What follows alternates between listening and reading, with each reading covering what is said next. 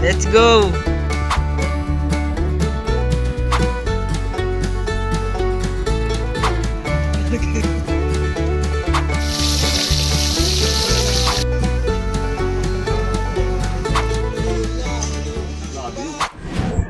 Guys, for today's video ay pupunta nga pala kami ng Morong para manghuli ng isda. Bali nagbaon nga pala kami ng damit kung sakasakali na mababasa. 7 bundok, 2 talon, 5 ilog aming tatawirin. Niyaya nga pala ako ng kaibigan ko si Wayne dahil ganito madalas ang ginagawa niyang pampalipas oras kapag linggo. At hindi nga pala nakapasok ang cameraman ko na si Luis kasi sa sobrang excited ay hindi siya nakatulog. At isang palatandaan nga pala na nasa Morong ka na kapag nakita mo na po. Isang paalala at pabala na mabait ang aso, mag-ingat sa amo. Sobrang na-excite ako kasi kitang-kita ko na napakadumi ng lulusungin namin. At nakarating na nga kami sa napakalawak na lupain ng kaibigan ko si Balong. At kung maaalala nyo na kapag tag-ulan ay dito nga pala ako nanguhuli ng kuhol kasi eto puno to ng tubig. Ultimo sa daanan na to ay may tubig pero ngayon tuyong-tuyo, lubak-lubak pa. Dito nga pala kami naglalakad, putang ina! At nakarating na nga tayo dito sa ating pupuntahan, o di ba? Unlimited water pa. Irrigation, ang saya-saya. At pagkatapos nga na napakahaba na hinayupak na biyahe, nandito na nga pala kami sa kubo ni Kadyo. Nakita ko nga pala sila doon sa may dulo, nangingisda na sila. At ito nga pala, meron sila ditong talong, meron labanos at meron talbos at saka puso ng saging. Meron din nga pala sila ang dito, labong. Meron nga pala sila ditong labong kasi mag-uwi daw si Balong. At dito nga ay pinarada na namin ang mga motor namin no? At dito nga ay pinarada na namin ang aming mga motor talaga. At pinarada na nga namin ang aming motor at gumayak dahil may panlaban tayo sa init ng araw, masyado daw mainit. So bali dito nga pala tayo dadaan sa irrigation kasi wala naman talagang daan papunta dun sa may tubig, dito lang talaga sa palayan. Mapapasana all ka na lang talaga sa napakalawak na lupain ng aking kaibigan. Hindi na siya magugutom bukod sa maraming palay ay pag binayo yan ay binayo na yan. Magiging bigas na yan. At nilipad na nga ang aking sombrero dahil sa sobrang lakas ng hangin. Mamaya ko na siya babalikan at mamaya ko na siya kukunin. So bali kinailangan na nga naming lumusong sa tubig at lumubog ang aming binti papunta dun sa kubo na tinutuluyan nila.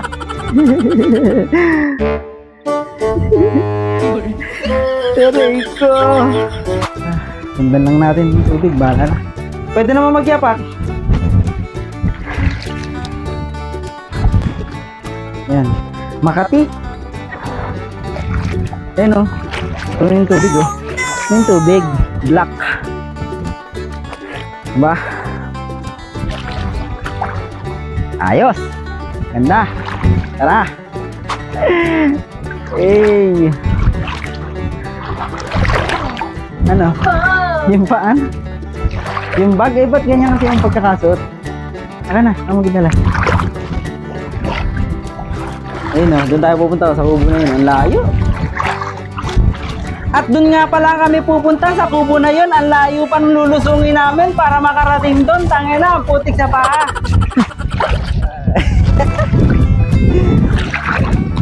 Ayun o.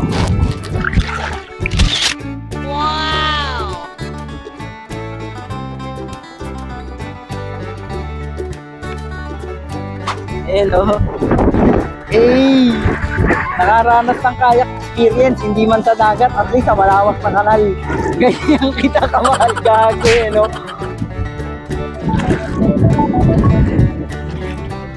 At nakarating na nga kami dito sa laot sa may kubo kung saan nakatambay si Andre at si Perch kung saan namamaril sila ng ibon.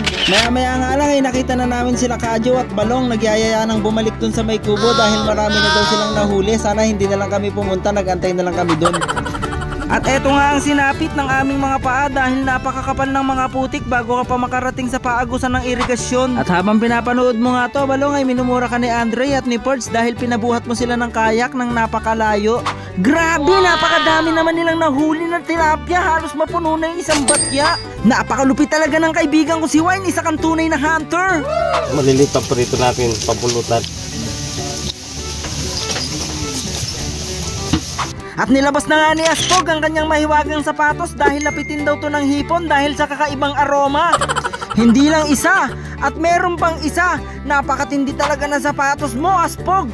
Sa gitna pa lang ng laot ay kinakain na daw nila to ng hilaw, sinasawsaw lang sa suka at ang tawag nila doon ay jumping salad. Grabe, talaga namang napakarami at napakasigla, napakasariwa ng mga hipo na to. Hahalbusan at papatuyuan lang daw to sa konting tubig na may asin ay pwede na. At bukod nga pala sa mga nahuli, meron din silang dalang baboy na kung sakali ay konting mahuli nila ay meron pang reserbang ulam. At talaga nga namang nakaka-relax, talagang probinsya ang vibes kapag ganito ang paraan ng pagluluto, napakasimple. At habang nakasala nga ang sinaing ay eto na, nilapag na sa lamesa ang bagong luto na hipon. At matapos nga maluto ng sinaing ay sumunod na sinalang naman ay yung pritong tilapia. At habang niluluto nga pala ang tilapia ay naluto na pala sa kabilang lutuan ng sinigang na baboy, napakasarap nilapag sa dahon ng saging. At eto na nga pala yung mga gulay na pinakita ko kanina, sariwang sariwa at galing talaga sa bakuran. At nagsandok na rin nga pala kami ng kanin para talagang pagluto ng tilapia, maya-maya tuloy na ang budol fight. Kaya maalis sa yung kanin, ano? 5 gatang lang yun, ah.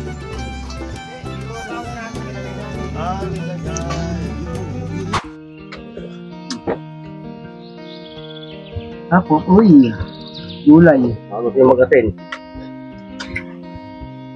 Manghanga, ah. Yung pala binili ko lahat ng ceiling green mo. Bumili ka ba? Yung dalawa lang. Okay na yun. Aroma lang naman importante doon sa ceiling green. Okay, aroma na. Nalasa na rin sa sabaw yun, eh. Minsan manghang na. Manghang na.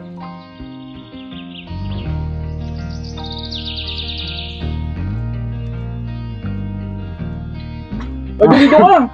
Nakakalin ka? Namimiss nga niya si Machete.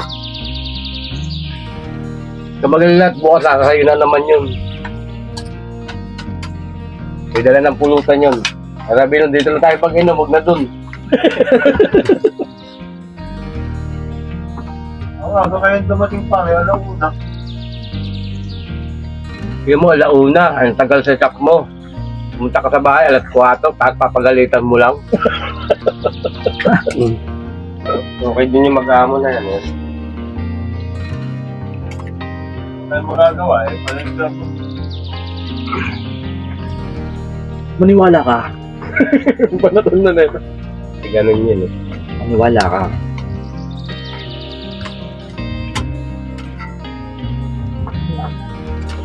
Kabawar.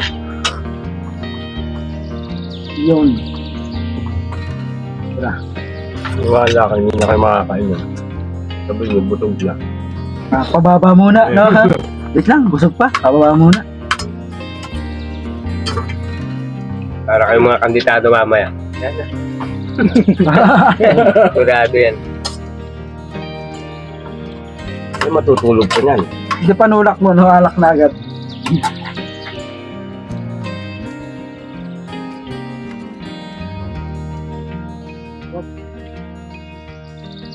Ano ba?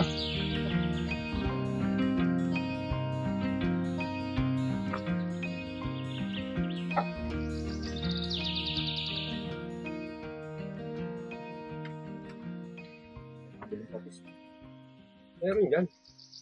Ano ba? Oh, dun no. Hindi. Ilan daw nakabili ng patis pero ayaw niya.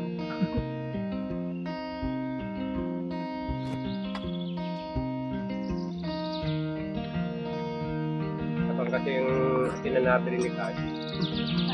Ayun, dito,